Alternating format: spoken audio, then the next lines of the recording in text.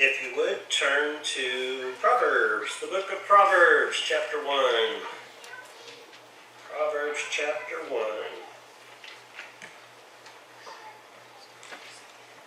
So we finished up our Singing the Songs series, and today is the first sermon in the series Hidden Hope, and we find that in the book of Proverbs. If you know anything about the book of Proverbs, it was mostly written by King Solomon.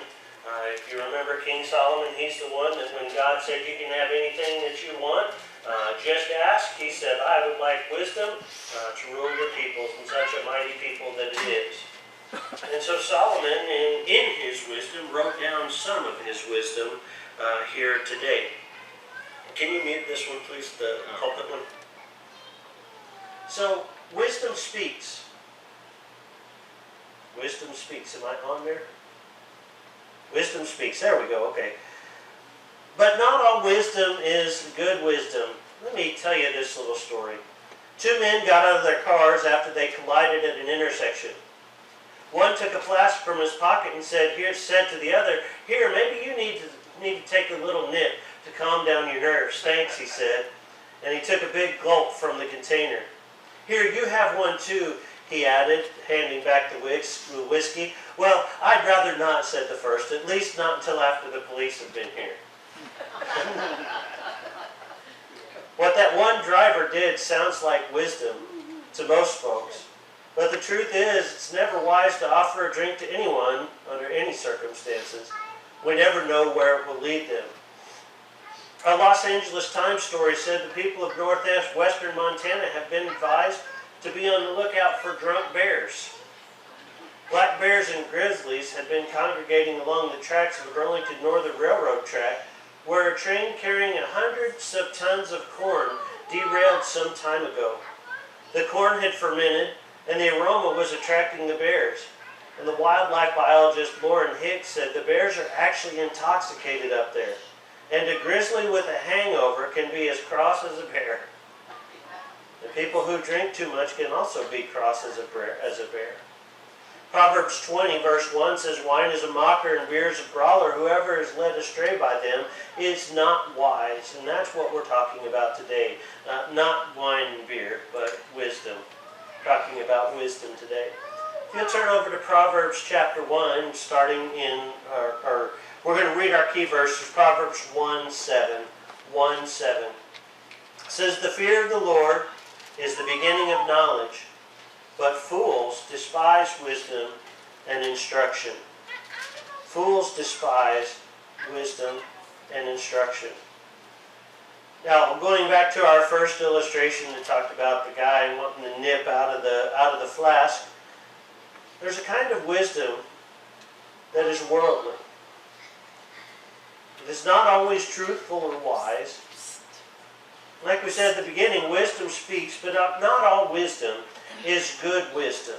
For example, the world says, eat, drink, and be merry, for you only go around life once. In other words, live it up. Do whatever you want, because someday you'll die and life will be over. What's wrong with that kind of wisdom? We think it sounds good, but listen to James.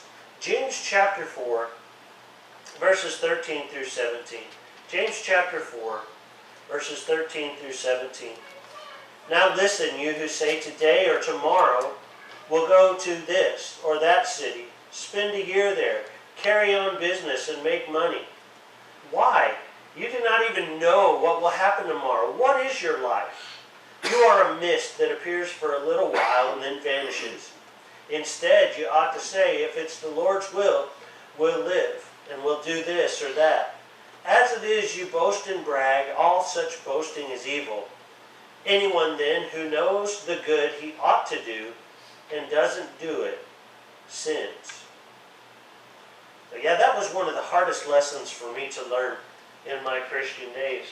So I'd always talk about, tomorrow we'll do this. Or we'll go on vacation then. But to shift that thinking to, well, if it's the Lord's will, we'll do this. If it's the Lord's will, we'll do that. If it's the Lord's will, we'll buy this or we won't buy that. James is giving us the wisdom of our eternal God. He is saying life is short. Include God in everything that you do. I mean, you think about life right now. And I think, if I remember correctly, the oldest woman in the world is 118 years old. She lives in Japan. 118 years. That seems like a long time to our reckoning, doesn't it?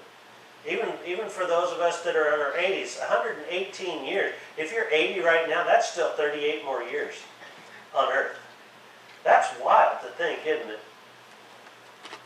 But when we think of time, and the infiniteness of time, and how God reckons time, 118 years is a blip on God's radar, right? So while years and years and 100 years seems long to us, if you were to stretch out a string from beginning to end that was time, whenever God created the world to whenever God says the world is done, 100 years is just a little speck on that line. And when you think of the infinite time after, okay, let me make sure I say this right. When you think of the infinite time after time has ended, it gets even smaller. Yes, that hurts my head to think about time after time has ended. Because that's eternity, that's God, that's with Him. James is giving us the wisdom of our eternal God. He's saying life is short. Include God in everything you do. Seek God's will for your life. God is our creator. We begin life with Him and end life with Him. So it stands to reason that from that beginning time to the end time, we're going to sandwich God in with us in the in-between time. If you were at Art's funeral, you heard me say, I've always heard it said it's not about the beginning date or the end date, it's about the dash in between.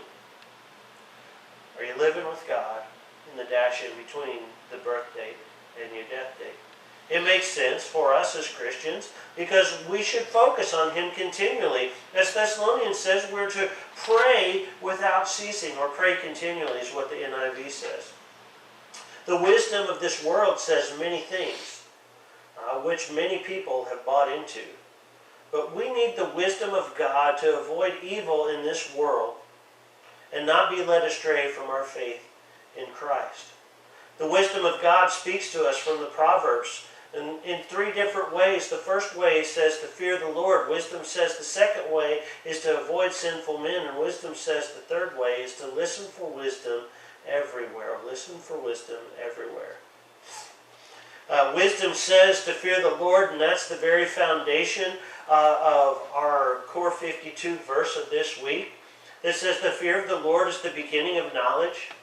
The fear of the Lord is the beginning of knowledge. In fact, if you look and when you read your essay for this week, you're going to notice that the fear of the Lord is the beginning of the knowledge. That's the very theme of the whole of Core 52, because we need to learn to fear the Lord and what that means. And fools despise wisdom and instruction. Have you ever seen that?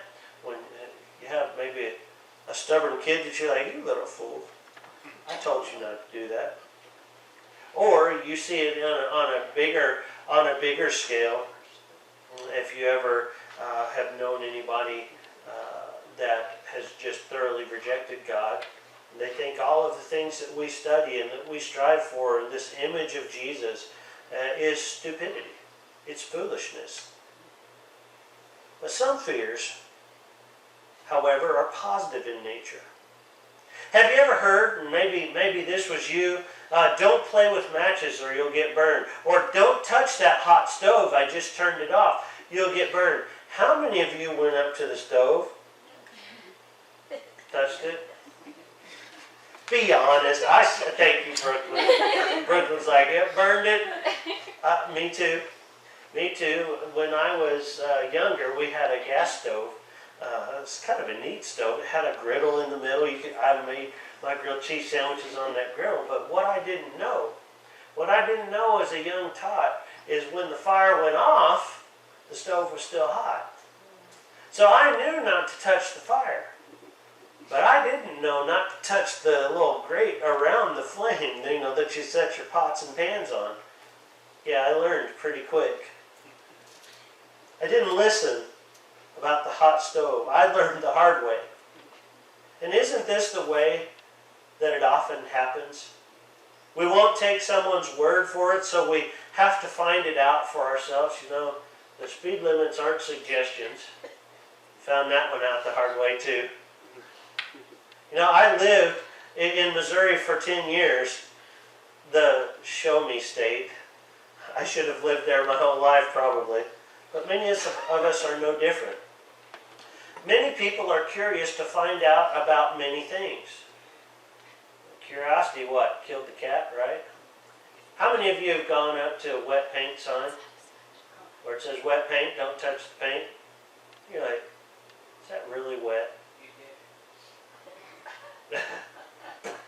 I've done that too. Left my thumbprint. CSI probably was getting my thumbprint and coming to my house. No, not really. But, yeah. We find out the hard way. When it says wet paint, don't sit on the bench. Don't sit on the bench. I didn't do that one, but I know someone who did. The wisdom of God says we should fear God. How so? It may be an old-fashioned or old-school idea, but some people should literally fear God, like be scared of God. Jude 22 and 23. So Jude only has one chapter, so these are verses. Jude, verse 22 and 23. I'll turn back there with you to give you time. Jude's at the almost the end. It can get lost in your page flipping, because I've got a page and 2 lines of Jude. Jude, verse 22 and 23. Be merciful to those who doubt. Snatch others from the fire and save them.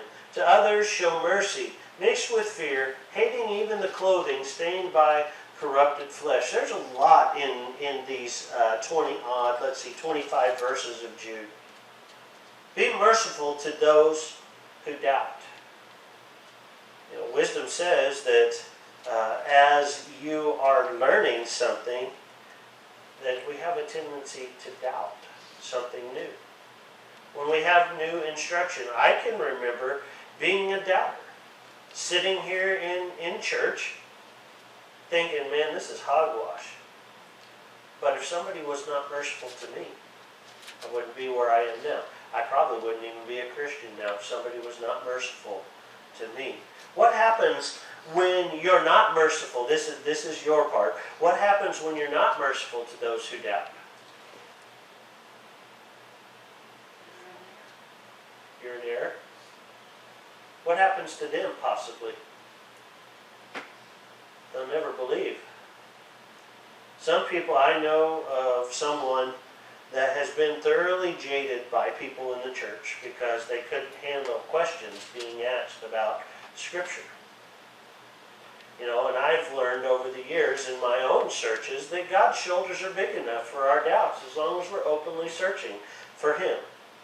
Be merciful to those who doubt. And then 23 says, save others by snatching them from the fire. Does this mean that some people are near the fire of hell by their actions? It very well could be. And these are the kind of people who literally need to fear God. But in our context, of those that believe in God, what does fear mean? When it says fear God, a healthy respect for God and His power, isn't there? Because what could God really do if He wanted to? What could He do for the sin of the world? If He didn't send Jesus down here, it's all over. He could have said, nope, I flooded the world once, and they didn't learn their lesson. I'm done with this people.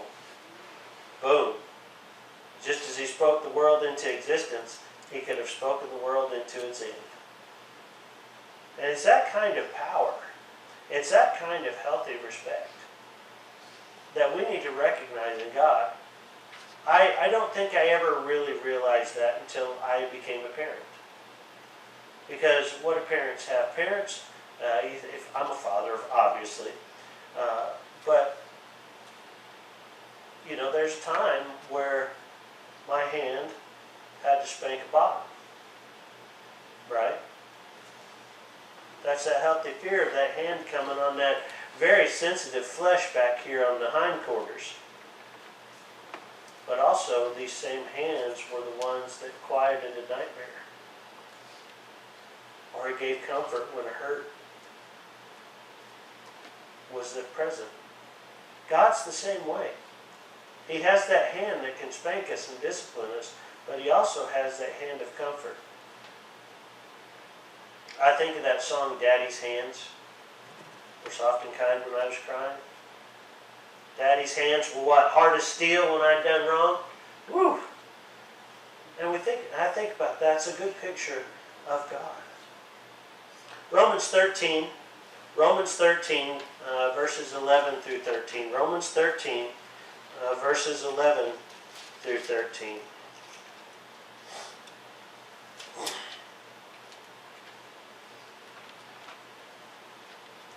Romans 13, 11 through 13 says, "And do this, understanding the present time.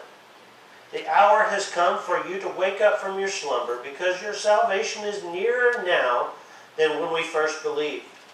The night is nearly over, the day is almost here. So let's put aside the deeds of darkness and put on the armor of light. Let us behave decently as in the daytime, not in orgies or drunkenness, not in sexual immorality and debauchery, not in dissension and jealousy." And let's finish this out with verse 14. "Rather, clothe yourselves with the Lord Jesus Christ. And do not think about how to gratify the desires of the sinful nature or the flesh. Some people may be out carousing and drinking, and no telling what else, and they need to fear God." I think about my own conversion. I didn't care about God or what He meant to my life. I mentioned that just a minute ago. But hearing about the dangers of hell and what that meant for me, I came to a healthy respect of God and a healthy fear of God. For me, it came because of hearing the words. But for some, they have to hit rock bottom or have a life-altering experience. Maybe a car wreck that God spares your life and you realize just how fragile life is. I've always been fascinated by the human body and how God designed us.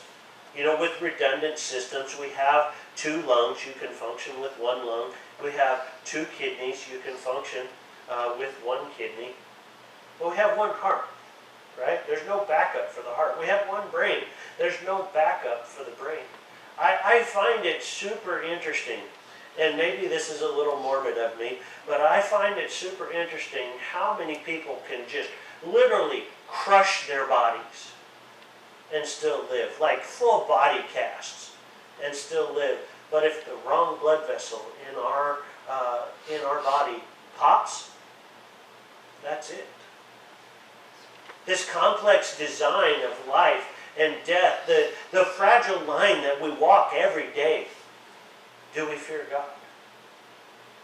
Do we have that healthy respect of God that tomorrow our life may not be here? We walk out of this room, we may not be here. Are we right with God? Many people are playing with fire thinking they won't get burned, but they will eventually. How do we reinstitute?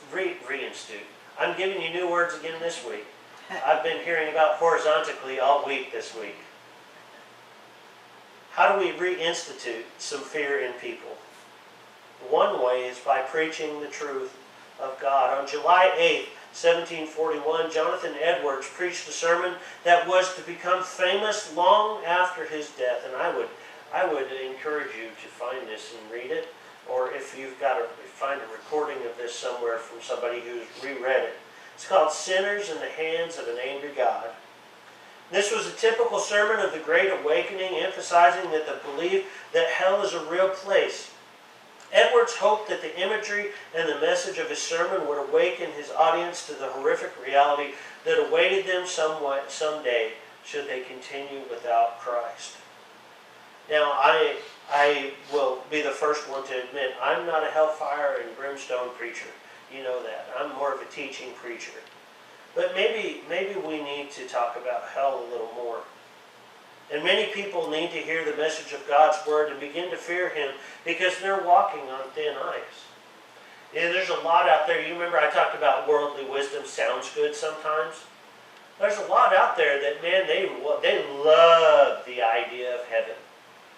Everybody wants to be saved. Nobody wants to have pain and discomfort, right? Nobody wants to be separated from a life of ease. So they accept heaven, but they reject hell. It's like having good without evil. You can't have it. It's like having light without dark. It's not possible. It's only possible one time, when heaven comes and Jesus is our light, and there is no more darkness. On and off. Black and white, right and wrong, good and evil. Heads and tails of a coin. Because I don't think anything we have is two-dimensional, is it? We have 3 dimensions even in a coin. Front and a back and a side.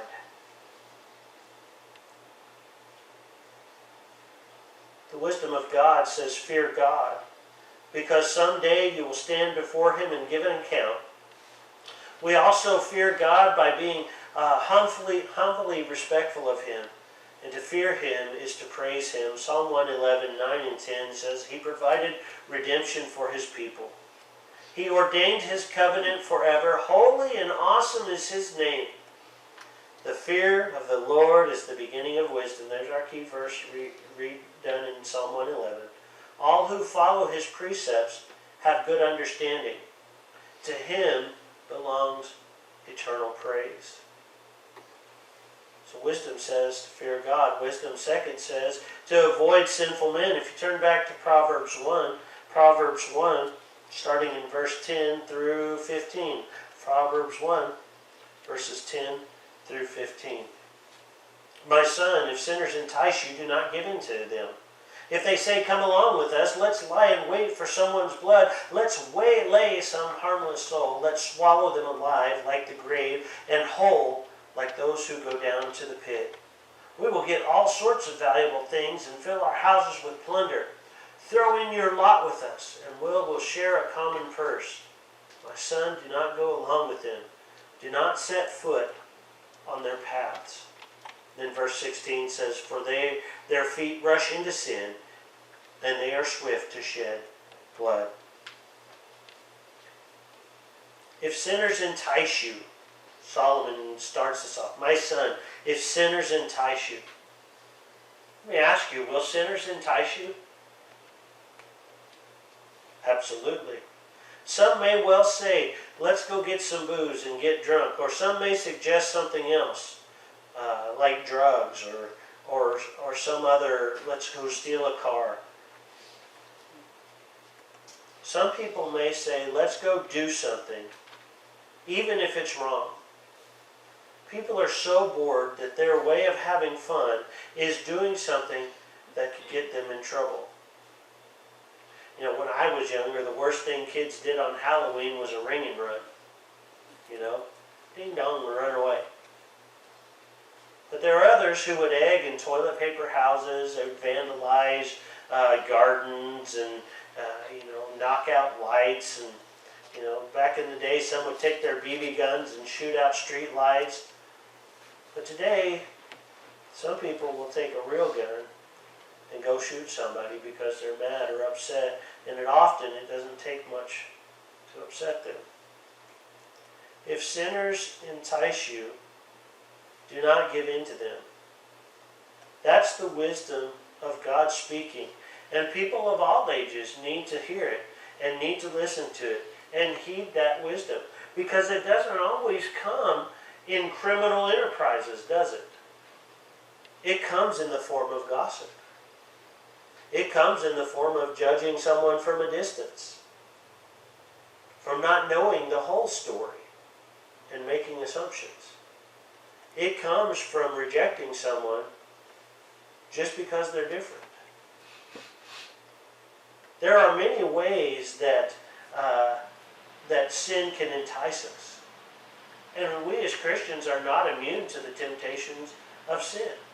And sometimes we fall. But do not give in to them. You see, the nice thing, the bonus thing for us as Christians is when we are saved and we come to Jesus saying, you know, I've messed up again, Jesus. Will you forgive me? And we have that contrite heart. Forgiveness is ours. Forgiveness is ours. It seems like our young people are more vulnerable to running with the crowd than our older folks. And I think maybe because the older we get, the more tired or too old we are to run with the crowd. But young people must be aware. And middle-aged people who are experiencing a mid-age crisis can end up in trouble by running with the wrong people. You know, we call that peer pressure today. If your friends ran off a cliff, would you run off a cliff? Some people would definitely run off that cliff. If you don't keep playing with that, you're going to put someone's eye out. I wonder how many eyes have been put out by not heeding that wisdom. I know several hands have been burned by not listening to stove warnings. You see, Paul has some advice for us in 2 Timothy 2, verse 22. 2 Timothy 2, verse 22. I'll turn over there with you. It's on the screen, but I'd like you to turn over there too. 2 Timothy 2, 22. 2 Timothy 2:22 says, "Flee the evil desires of youth, and pursue righteousness, faith, love, and peace, along with those who call on the Lord out of a pure heart." Flee from the evil desires of youth and pursue righteousness, faith, love, and peace.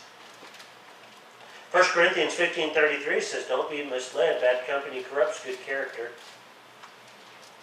I'm pretty sure it's Benjamin Franklin who said, "He that lieth down with dogs shall raise up with fleas." Except that we know it can be far worse than getting fleas. You might get something you don't want. Proverbs 27. Proverbs full of good wisdom. That's what it's about. Proverbs 27:17 says, "As iron sharpens iron, so one person sharpens another." You see, there's going to be one of two things that's going to happen in our daily interactions with each other. We're either going to be built up or we're going to be torn down. Iron sharpens iron, one man sharpens another. Building each other up, helping each other through our difficulties, helping each other through our crises. But what happens when iron doesn't strike iron? What happens when iron strikes wood? It busts it up. It busts it up.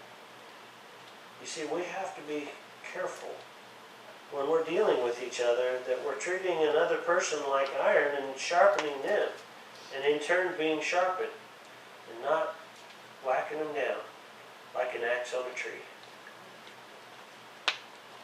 As iron sharpens iron, so one person sharpens another. I've had it go both ways in life, haven't you? I've had some friends who've blessed my life with good example, and I've had a few friends who gave me bad example and tried to get me involved in their sinfulness. And in some instances, I give in. I'm thankful to have a God who says, "I forgive you," and then gives us instructions on how to avoid it in the future. So the second way wisdom says is to avoid sinful men. The third way, wisdom says to listen for wisdom everywhere. Verse 20 and 21 of Proverbs chapter 1. Verse 20 and 21. "Wisdom calls aloud in the street. She raises her voice in the public squares. At the head of the noisy streets she cries out. In the gateways of the city she makes her speech." Wisdom calls aloud in the street. God's wisdom is telling us to listen for wisdom in many different places or from many different people. Moms and dads give us wisdom. Our school teachers and bosses give us wisdom. Our faithful friends and the elderly give us wisdom. Have you ever been told this? Pay attention to what you're doing. I remember in my younger days learning to drive, I wanted to watch the scenery because I was a scenery watcher in the back seat. So I wanted to be a scenery watcher in the front seat, behind the wheel. What happens when you watch the scenery to the side? You may not see that car stopped in front of you on the highway. That's wisdom. Pay attention. Pay attention to what you're doing. You know, one of my first long-term jobs that you may know was at this little store called Walmart. Maybe you know about it, maybe you've heard of it. But the one thing that I learned from Walmart, and I don't know, Tammy can maybe attest to this, Walmart, when I began, and when she began, I know, was all about service to the customer. I remember, and I still implement the 10-foot rule, no matter where I'm at. It was so ingrained in me from Walmart. What's the 10-foot rule? You need to greet whoever's within 10 feet of you. Hey, how you doing today? Is there anything I can help you with? I catch myself walking to the bathroom at OSUIT and I'm like, hey, how you doing today? It was so ingrained in me, that customer service mindset, that kindness mindset. It's something that's getting slowly lost and chipped away from, is being nice to people, being a good example, being one who cared. And that came from Walmart wisdom. That came from the mind of Sam Walton. I think about the times that I listen to the radio. And sometimes, man, there's a lot of junk on the radio. But you'll hear me quote the great prophets, John and Paul, George and Ringo. All you need is love. Love is all you need. You know, that's not necessarily a Christian song, but sometimes you can get nuggets of wisdom that God has placed in weird places. And you're like, oh my goodness. Because when I think of all we need is love, love is all you need, I think of love the Lord your God with all your heart, soul, mind, and spirit. Love your neighbor as yourself. The vertical and the horizontal. I did it again. Horizontal love. Yeah, you can hear it anywhere. You can hear it out of the mouths of some of the most crass people that you know. And God has just stuck it in there. And only you know that that's wisdom. You're like, ooh. Ooh. I hear you, Lord. Because, quite frankly, I've known some really wise people who never stepped foot in a church. Who don't own a Bible. Or who own a Bible and it's like this thick of dust. Or it's sitting on the shelf somewhere and they've never cracked it open to read it. You can get some good wisdom, but you have to know the ultimate wisdom giver through Jesus. It pays to be kind. Of course, places like Walmart or any other retail establishment worth their salt should be kind, should be helpful. Although I've been some places that are not, around some people that are not. Proverbs 11:17 says, a kind man benefits himself, but a cruel man brings trouble on himself. Kindness always pays.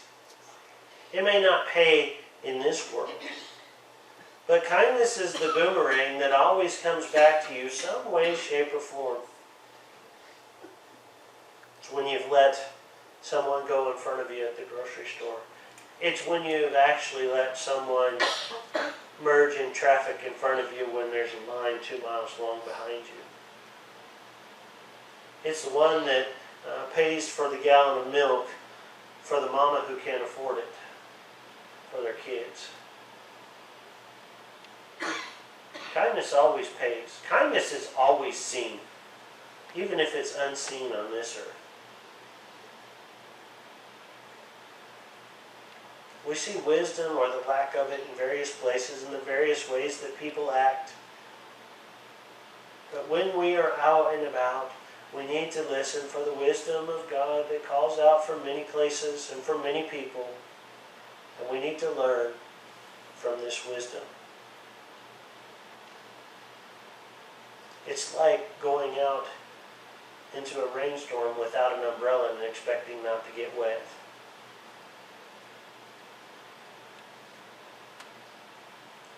It's seeing someone who is about to go out there to get wet, and you have the umbrella and they don't. There you go, just have it, just take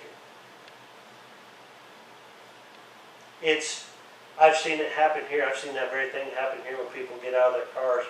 I've seen some of our youth grab umbrellas and run out to some of you and help you in. Wisdom speaks or calls out from many places and from many people, and we need to learn from this wisdom. Thomas Edison said, the 3 great essentials to achieve anything worthwhile are first, hard work, second, stick-to-itiveness, and third, common sense. And if you ask my boss, common sense is not so common anymore. Henry Ford said, don't find fault. Find a remedy. Anybody can complain. Now, I don't think either of these men were Christians, but what they said are words of wisdom. We must listen for wisdom wherever it speaks and gain from it. And the greatest wisdom of all, of course, is from God. And if you don't have this circled or underlined or committed to memory, Psalm 119, verses 9 through 11. Psalm 119, verses 9 through 11. It does say, how can a young man keep his way pure, or a young person? But it applies to all of us. How can we keep his way pure? By living according to your word. I will seek you with all my heart. Do not let me stray from your commands. And in verse 11, I have hidden your word in my heart, that I might not sin against you. So we come each day with this desire for wisdom. Wisdom from various places. Wisdom from avoiding sin. And the first thing was wisdom coming from fearing God. Do you have Jesus? I look around and I think all of us do. But have you lost your fear for Him?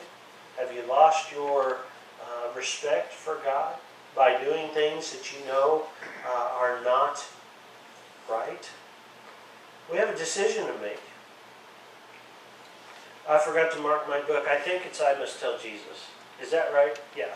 I must tell Jesus. And that's what we got to do every single day, is we tell Jesus. Maybe for the first time you've realized, man, I'm making some assumptions or judgments from a distance and I've never even talked to that person.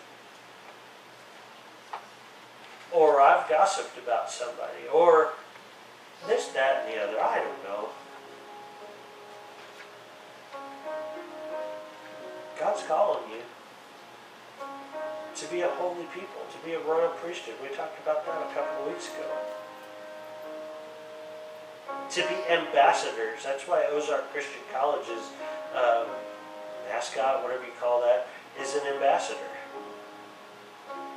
Because we are the living examples here on earth for Christ. We have the words of life. We have the words of hope. Are you living them? Are you sharing them? Maybe you need prayer for an issue that you're dealing with. I know we'll be lifting Trevor and his family up in prayer. And still Francine and the rest of that family. And all those who are either lost loved ones or are losing loved ones as we speak. We've heard some right here in our own church.